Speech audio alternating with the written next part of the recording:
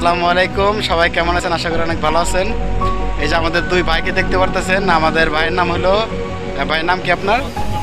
মোহাম্মদ ফুরকান ভাই এবং S K আলামিন ভাই। ওনাদের দেশের বাড়ি হলো খুলনা, খুলনা বাগেরহাট সম্ভবত না? খুলনায়।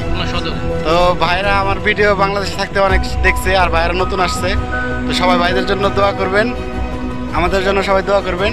ভাইরা কাজ করে যাতে সুস্থভাবে থাকতে পারে, আর আর্থিক কিছু সঞ্চয় করে যেন বাংলাদেশে সুন্দরভাবে চলে যেতে পারে, সেই তৌফিক আল্লাহ সবাইকে দান করুক।